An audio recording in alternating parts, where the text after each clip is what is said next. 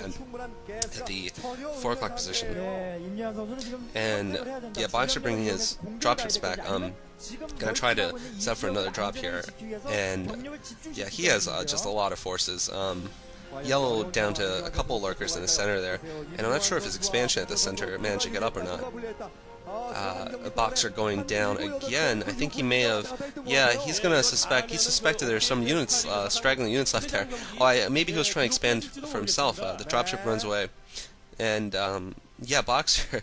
Boxer just content to sit back a little, actually. It's a very interesting game here. Boxer, I'm not sure if he's going to change his tech. Probably not. I mean, dropships and medic marines are the way to go here. Yeah, Yellow rebuilding his base a little bit. Getting another greater Spire, actually. He really has not been successful with his Spire level units this game, though, so far. Boxer spotting an expansion there, actually, at the inside 1 o'clock position, at that pit. There's another expansion of Yellow's going up. And this game's just not ending. I keep calling this game in Boxer's favor, but Yellow's refusing to surrender, and Boxer's not able to finish him off. Just incredible here. Boxer filling up his dropships again. I wonder if the fatigue factor is going to come into play here. Yellow and Boxer both are veterans. I feel that some of the newer players, or perhaps some players who don't have the physical stamina that comes with just playing a lot of Starcraft and being as cool as Boxer, may have just messed up their micro by this point. 40 minutes into the game, really, it becomes a stamina game here, and I'm sure the players' APMs are not as high as they were, fresh off in the beginning. And Boxer here now going for an attack at the center of the map. I think he's gonna. No, this is. No, I'm sorry, he's just pushing off Yellow's forces there at the center of the map. And Yellow, once again, oh, his lurker gets killed there. He's trying to harass that pit with the expansion of Boxers. He's still got one lurker burrowed. And Boxer just doing everything, throwing irradiates everywhere, killing off overlords with irradiates and whatnot. And it's still one more lurker there, believe it or not. And he's now that lurker's going to get taken out. Boxer's still at 2 bases. I feel that he could finish this off, but perhaps he's tired, and Yellow is just doing a good job. I mean, I'm just saying this, trying to fill up here. Well, what's going on? I'm not sure what's going on. I think that basically it is Yellow's defense here that's managed to drag this game on for so long. And it is an exciting game, I have to say. This is a very different kind of game from what we've seen. The only game I can really compare it to, although it was the other way around, was Fire Bad Hero versus Savior. If you guys haven't seen that, it's a little bit of a heartbreaking game if you're a Savior fan. But Fire Bad Hero managed to, on Python, just lose his main, but he managed to get one of his bases and build battle cruisers and take Savior out, Savior being the Zerg player and Fireback Hero being a Terran player.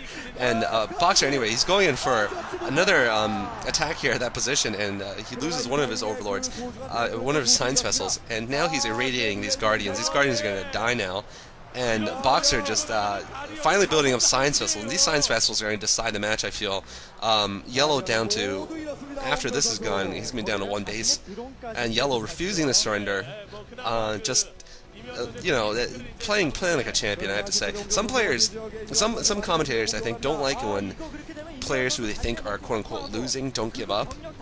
But I think that's the wrong way to go. I cheer them on to the end, and in fact, I give more props to players who stay on to the end, despite being in what's most likely a losing situation. If they have any chance, as long as they're not doing something stupid like building pylons when they have no other buildings or something like that, I support them in continuing the game and fighting to the end. That's the way champions go, It's just that you don't surrender until the end here. And Yellow is not surrendering here. I'm losing my voice a little bit. It reminds me of Fire Bat Hero, like I said, but Fire Bat Hero being a Terran and Yellow being a Zerg, the dynamics are very different. Terran can wall in and really build up higher level units, where I feel that Zerg, especially on this kind of map, really needs to stay on the offensive, and Yellow hasn't been able to do that for the last 22 minutes since he lost his hive, his main base. He's just absorbing attacks and doing harasses, but not able to take out any of Boxer's real armies here. The army of Boxer is still alive and going everywhere, and I feel like this is going to be finally it for Yellow here.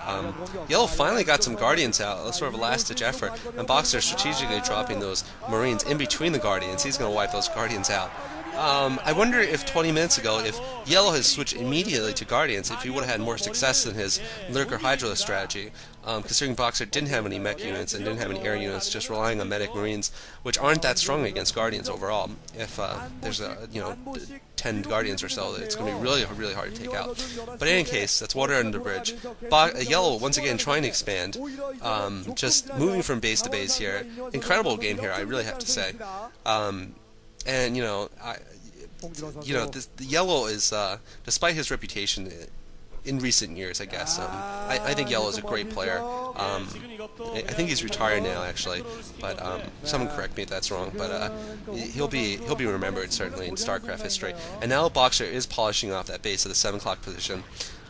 Yellow's got more lurkers coming in, trying to break off the tank up there. He does kill the tank, but I think his hive is going to go down because that pit area is just infested with Marines right now.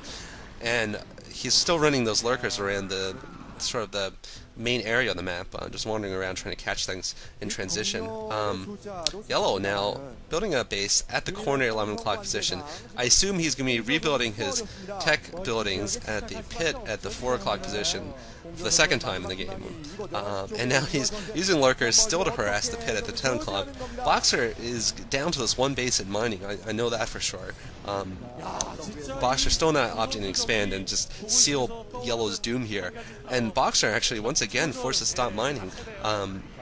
Yellow's relying on this mineral exhaustion, but I think Medic Marines are just so cheap, especially when you have the dropships ready and the science vessels ready, and it's a very self-sustaining force there. You really don't lose too many of them unless you're just overwhelmed and wiped out. And Boxer still has, I believe, one more force left at the pit, at the 4 o'clock position. 7 o'clock position. And Boxer really just needs to build another command center and float it somewhere, leave some Medic Marines there, and then just hold it. And really that will seal the game, I feel, without any doubt here, because Yellow is down to one base in the upper left, which I believe has been spotted. And Boxer not mining from anything, but with an army still, which is more than you can say about Yellow. And the tanks are just so devastating against that type of pit expansion. And Yellow is now out of resources at that pit. He does have 2 expansions actually up. Nope, only 1 expansion up. Boxer finished off the expansion at 11 o'clock with just 3 Marines. Yellow's going to be trying to move some units over there, but Yellow is out of production, and he's certainly lost more units than Boxer this game, many times more units, and probably produced many times more units also. Yellow just desperately trying to kill off a few more SCVs, and the commentators are having fun here. They know this, they know the caliber of players here, and they know that both players just fighting their hearts out here. In the first game of the Coca-Cola OSL Finals 2001, and Yellow here firing looks like 2,000 drones to the inside 1 o'clock position, and Boxer is now moving some Medic Marines over. And I think they're going to be able to attack from the cliff once again. Let's see if Boxer decides to do tanks or even do an eraser trick here with his science vessels. Actually, that won't be possible because of the Hydralisks. He is going to use his tanks though in Siege, and this is Yellow's only mining base now. And I feel that Yellow really, if he loses this group of attack units and these overlords, is going to have to call GG. I just don't see him coming back. He does have the pit expansion still up, but the pit expansion at the 4 doesn't have minerals, and he might have some tech building still, but he's just so far behind right now. He's probably going to go for a latch-ditch attack here. And yeah, these Hydras are going to get killed here. Oh, he actually is bringing Hydras from the rear here. So, very good micro. Its force is just not big enough. And Boxer here, he's just continuing the siege here. This game is just going on. And Boxer here. Oh, and Yellow, GG's. Good game by Yellow. He actually doesn't look too unhappy at the end. He looks a little relieved that it's over, actually. I would be if I were him, too. He has a lot of games left. I mean, it's a best of 5, so we'll be moving to Game 2 here. Hope you enjoyed this commentary. Please leave some comments if you liked it, or if you didn't. And Boxer looking also quite relieved. Alright, thanks for watching. This is Caller.